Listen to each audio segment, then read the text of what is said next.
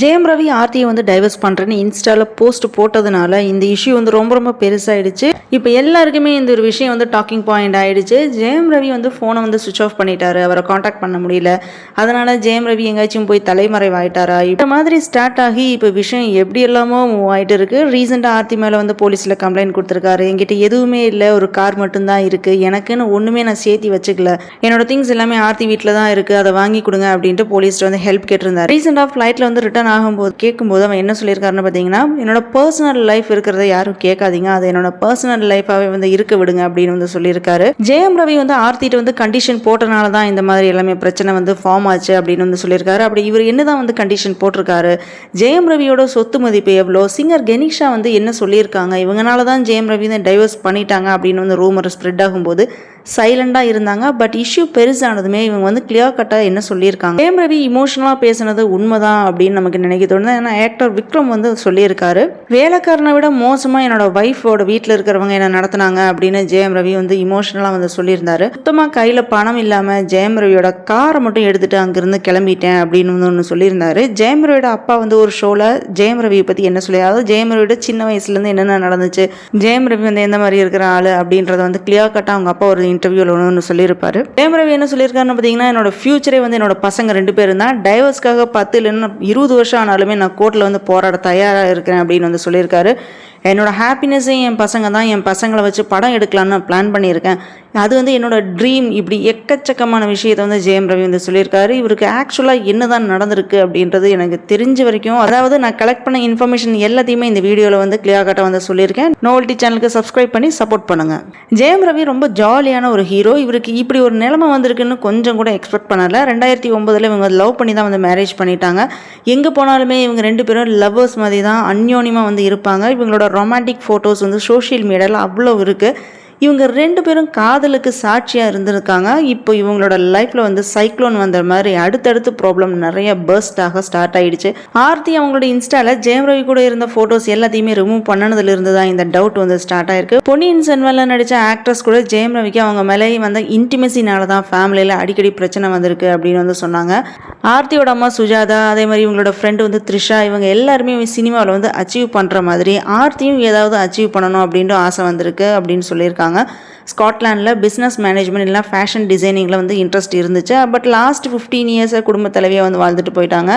இது இவங்களுக்கு போராக இருந்தனால தான் சினிமாவில் என்ட்ரி ஆகிறதுக்கு, அப்படி இல்லைனா தனியாக ஒரு பிஸ்னஸ் ஸ்டார்ட் பண்ணணும்னு இவங்களோட இன்ட்ரெஸ்ட்டை வந்து சொல்லியிருக்காங்க. பட் ஜெயம் ரவிக்கு வந்து விருப்பம் இல்லாதனால ஜெயம் ரவி வந்து கண்டிஷன் போட்டு போய் தான் இந்த டைவர்ஸ் வந்து இவ்வளோ தூரம் வந்து ப்ராப்ளம் பெருசாக இருக்குது அப்படின்னு வந்து சொல்கிறாங்க.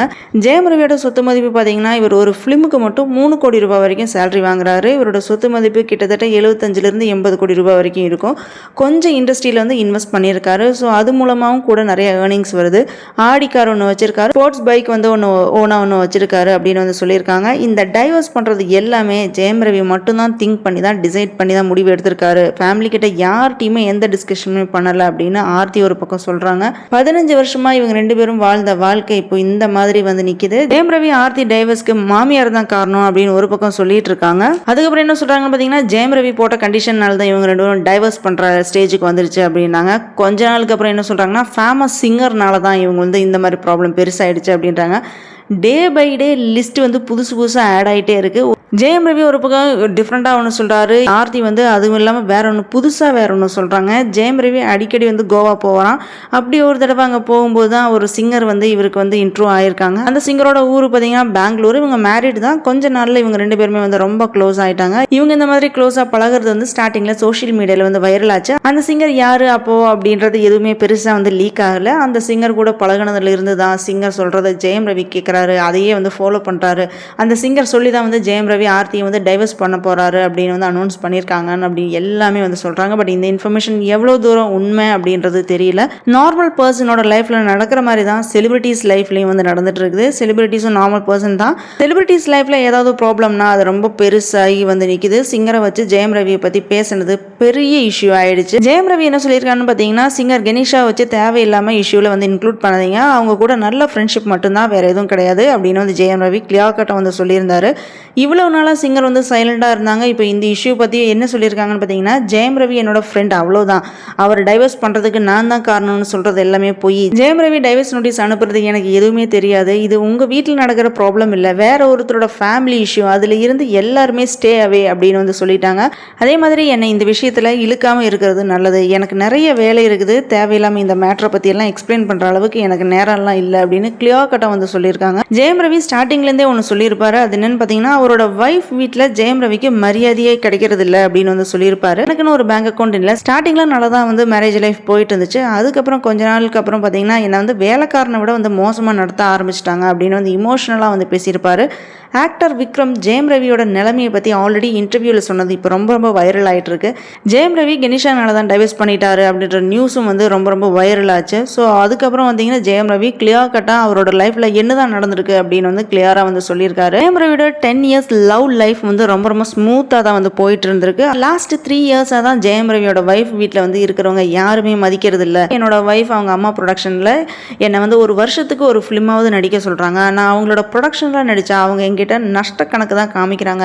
என்னோட பேரில் ஒரு பேங்க் அக்கௌண்ட் கூட இல்லை, அந்த வீட்டில் வேலைக்காரங்களுக்கு கொடுக்குற மரியாதை கூட எனக்கு கிடைக்கிறது இல்லை அப்படின்னு வந்து சொல்லியிருந்தாரு. எனக்கு ஏதாச்சும் பணம் வேணும் அப்படின்னா கூட நான் அவங்ககிட்ட தான் நிற்கிற மாதிரி இருக்குது அப்படின்னு வந்து சொல்லியிருந்தாரு. அது மட்டும் இல்லாமல் ஜெயம் ரவி சொன்ன மாதிரியே கொஞ்சம் வருஷத்துக்கு முன்னாடி விக்ரம் சொன்னது ரொம்ப ரொம்ப வைரல் ஆகிட்டு இருக்கு இப்போ.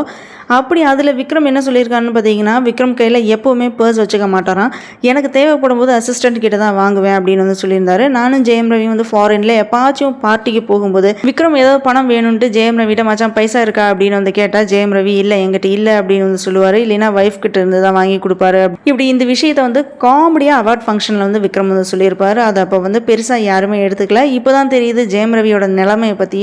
அதனால தான் ஜெயம் ரவி அவ்வளோ ஃபீல் பண்ணி இந்த டைவர்ஸ் முடிவுக்கு வந்திருக்காரு. ஜெயம் ரவியோட வைஃப் தான் அங்கே வந்து வரவு செலவு கணக்கு எல்லாத்தையுமே பார்க்குறது. ஃபேமிலியில் நடந்த ப்ராப்ளம்னால வீட்டை விட்டு வெளியே வரும்போது என் கையில் ஒரு பணம் கூட இல்லை, கார் மட்டும்தான் எடுத்துகிட்டு போனேன் அப்படின்னு ஜெயம் ரவி சொன்னது கேட்கும்போது ரொம்ப ரொம்ப ஷாக்கிங்காக இருக்குது. இவ்வளோ கோடிக்கணக்கில் ஏர்ன் பண்ணுறாரு, அமௌண்ட் இல்லைன்னு சொல்கிறது ஷாக்கிங்காக இருக்குது. இவர் சொல்கிறது கேட்டால் ஒரு பக்கம் ரொம்ப ஃபீலிங்ஸாகவும் இருக்குது. சாய் வித் சித்ரா ஷோவில் வந்து ஆக்டர் ஜெயம் ரவியோட அப்பா வந்து பேசியிருப்பார். அப்போ ஜெயம் ரவி பற்றி ஒன்று வந்து சொல்லியிருப்பார். ஜெயம் ரவியோட அப்பாவுக்கு வந்து உடம்பு சரியில்லாதப்போ தான் ஜெயம் ரவியும் பிறந்தான். ஸ்டார்டிங்கில் நல்லா தான் இருந்தேன், எனக்கு சடனாக வந்து கை கால் இழுத்துக்குச்சு. அப்போ என்னோட பையன் பிறந்த கொஞ்ச நாளே என்னோட உடம்புல சேஞ்சஸ் வர்றது வந்து நல்லா தெரிஞ்சுது. அதுக்கப்புறம் ஒரு நாட்டு வைத்தியர் மூலமாக நான் வந்து பழைய நிலைமைக்கு க்யூர் ஆகி வந்துட்டேன். அவன் பிறந்ததுக்கு அப்புறம் தான் என்னோட லைஃப்பில் வந்து நிறைய சேஞ்சஸ் வந்துச்சு அப்படின்னு சொல்லியிருந்தாரு. என்னோட பையன் ஸ்கூலில் படிக்கும்போது அங்கே இருக்கிற ஃப்ரெண்ட்ஸ் வந்து அவனை ஹீரோ மாதிரி நடத்துவாங்க. எப்போவுமே எந்த ஃபங்க்ஷன் நடந்தாலுமே சரி அதில் ஜெயம் ரவி இல்லாமல் இருக்க மாட்டான். ஸ்கூலில் டான்ஸ் ப்ரோக்ராம் இருந்தாலும் சரி, விளையாட்டு இருந்தாலும் சரி, எல்லாத்துலேயுமே அவன் தான் ஃபஸ்ட்டாக வருவான் அப்படின்னு வந்து சொல்லியிருந்தாரு. அது மட்டும் இல்லாமல் 6 வயசில் ஜெயம் ரவி வந்து பரதநாட்டியம் கிளாஸில் வந்து சேர்த்து விட்டேன். நான் நினச்ச மாதிரி என்னோட பையன் வந்து நல்லா டான்ஸ் ஆடுவான். 12 வயசில் ஒரு அரங்கேற்றம் நடத்தினேன். அப்போ கவிஞர் வைரமுத்து தான் அந்த ஷோவில் வந்து ஜட்ஜாக இருந்தார். அவர் என்ன சொன்னார்னு பார்த்தீங்கன்னா, ப்ரொடியூசர் ஆவான்னு நினச்சேன், ஆனால் நீ ஒரு ஹீரோவை ரெடி பண்ணியிருக்க அப்படின்னு வந்து சொல்லியிருந்தார். அதுக்கப்புறம் பரதநாட்டியம் கிளாஸை வந்து ஸ்டாப் பண்ணிட்டேன். ஏன்னா அது கண்டினியூ பண்ணனா நடக்கிறதுல சேஞ்சஸ் ஆகிடும், அதனால் வந்து நான் அந்த கிளாஸை வந்து ஸ்டாப் பண்ணிட்டேன். அந்த டைமில் வந்து கனல் கண்ணன் இந்த மாதிரி நிறைய பேர் என் கூட இருப்பாங்க. அவங்க கூட வந்து அடிக்கடி வெளியே போயிட்டு வர சொல்லுவேன். ஏன்னா அவங்கள்ட்ட இருந்து தான் இவன் குதிரையில் ஏறுறது எல்லாத்தையுமே லேர்ன் பண்ணிக்கிட்டான். பாம்பேயில் ஆக்டிங் கற்றுக்கிறதுக்காக வேண்டி ஒரு காலேஜில் போய் சேர்த்து விட்டேன். ஆனால் அவங்க வந்து சீட்டு தரமாட்டேன் அப்படின்னு சொல்லிட்டாங்க. நடிகரோட பசங்களுக்கு எல்லாமே 1 வருஷம் கூட நிற்காம இங்கேருந்து போயிடுறாங்க அப்படின்னு வந்து சொல்லியிருந்தாங்க. பட் ஆனால் இவன் அப்படியெல்லாம் இல்லை, நீ படித்த சர்டிஃபிகேட் வாங்கிட்டு தான் வரணும்னு சொல்லிட்டு அவனுக்கு அங்கே ஸ்டே பண்ணுறதுக்கு ஒரு தனியாக ஒரு ரூமு, குக் பண்ணுறதுக்கு ஒரு ஆள் எல்லாமே ரெடி பண்ணி கொடுத்துட்டு தான் ஜெயம் ரவியோட அப்பா வந்து அங்கேருந்து கிளம்பி வந்திருக்காரு. அதுக்கப்புறம் எல்லா லாங்குவேஜஸில் நடிக்கிற ஒரு ஆக்டராக ஜெயம் ரவி மாறிட்டாப்புல. ஜெயம் ரவியும் கெனிஷாவும் ஒரு ஸ்பிரிச்சுவல் ஹீலிங் சென்டர் வந்து ஸ்டார்ட் பண்ண போகிறோம், அதுக்கு சூட்டபுளான பிளேஸை வந்து தேடிட்டு இருக்கோம் அப்படின்னு வந்து சொல்லியிருந்தாரு.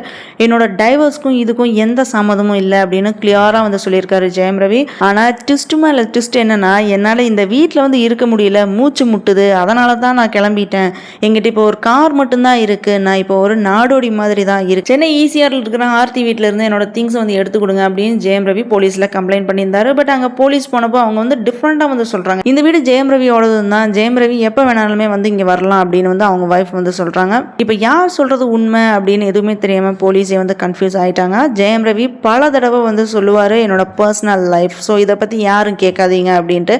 இவங்க 2 பேருமே ப்ராப்ளம் எல்லாமே சால்வ் சால்வ் ஆகி ஒன்றா சேர்ந்து வாழணும்னு ப்ரே பண்ணுவோம். இவர் சொல்லும்போதே தெரியுது இவர் வந்து எவ்வளோ கஷ்டப்பட்டிருக்காருன்னு. லைஃப்பில் இப்படி டைவர்ஸ் பண்ணிட்டு போயிட்டா லைஃபே வந்து மீனிங் இல்லாமல் போயிடும். ஜெயம் ரவி ஆர்த்தி ப்ராப்ளம் எல்லாமே சால்வ் பண்ணிட்டு 2 பேரும் எகெயின் ஒன்றா சேர்ந்து வாழணும் அப்படின்ட்டு நம்ம எல்லாருமே ப்ரே பண்ணுவோம். இந்த வீடியோ பிடிச்சதுனால லைக் பண்ணுங்கள், ஷேர் பண்ணுங்கள், சப்ஸ்கிரைப் பண்ணி சப்போர்ட் பண்ணுங்கள்.